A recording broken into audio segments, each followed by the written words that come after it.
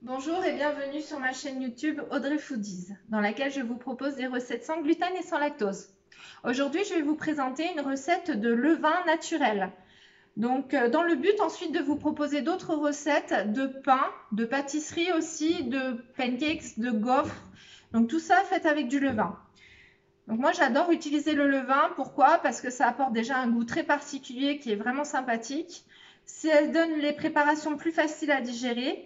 Et ça baisse l'indice glycémique de votre recette aussi. Du coup, c'est parti pour l'élaboration de votre levain. Il va vous falloir de l'eau tiède.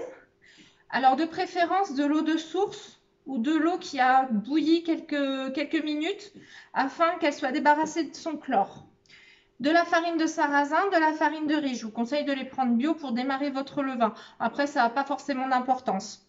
Et il vous faudra aussi du miel. Pareil, bio, c'est ce qu'il y a de mieux pour démarrer votre levain. Donc, on va prendre une cuillère à soupe de miel dans un bol. On va y ajouter 25 g de farine de riz, 25 g de farine de sarrasin et 50 g d'eau tiède. Voilà, on mélange. Donc, la base de notre levain est prête. Ça doit avoir cette consistance un petit peu liquide. Il ne doit surtout pas être ferme. Donc là, on va le couvrir d'un linge et on va attendre 24 heures. Dans 24 heures, on va renouveler l'opération. Donc pas avec le miel. Le miel, c'est vraiment pour commencer votre levain. Donc 25 g de farine de sarrasin, 25 g de farine de riz et 50 g d'eau tiède.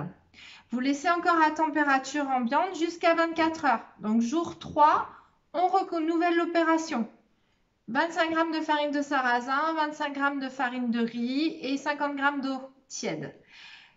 Jour 4, rebelote, on refait la même opération.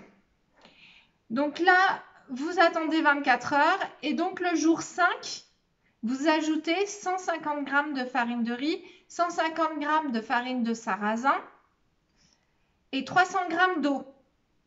Vous attendez 24 heures. Et là, votre levain est prêt à utiliser. Vous pouvez faire vos recettes. Donc, du coup, vous pouvez le conserver au frigo, votre chef. Pas de souci. Vous lui donnez à manger de temps en temps. Donc, une fois par semaine si vous vous en servez pas. Vous lui donnez de la farine de riz ou de la farine de sarrasin. C'est au choix. Donc, quand vous en avez besoin pour votre recette, s'il vous faut par exemple 100 g de levain pour votre recette, vous allez prélever 50 g de votre levain et vous allez lui apporter 25 g d'eau et 25 g de farine de votre choix. Soit moitié farine de riz, moitié farine de sarrasin, soit que farine de sarrasin ou que farine de riz. Moi, je vous conseille plutôt d'utiliser des farines comme la farine de sarrasin. Ça apporte forcément un peu plus de goût. Donc, je vais maintenant vous présenter mon levain. Donc ça, c'est un levain qui a déjà à peu près 3 mois. Il sort du réfrigérateur, donc là, je vais le rafraîchir pour pouvoir l'utiliser demain. Donc, n'oubliez pas, quand vous le stockez au réfrigérateur, de lui faire un petit rafraîchi une fois par semaine à peu près. Donc, vous pouvez lui donner une petite gourmandise de temps en temps, une fois par mois.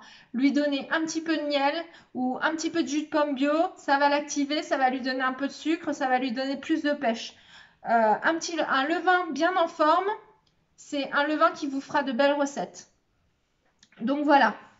Donc par contre, pour vos recettes de boulange à base de levain, moi ce que je vous conseille, c'est de pétrir vos pâtes en fin de journée et de laisser reposer toute la nuit. Vous aurez un meilleur résultat. Plus vous aurez de pousse, plus vous aurez un bel alvéolage, une belle croûte, une belle mie et surtout beaucoup de goût. Voilà, j'espère que ma vidéo vous aura plu. Mettez-moi un pouce, abonnez-vous et puis à bientôt pour d'autres recettes.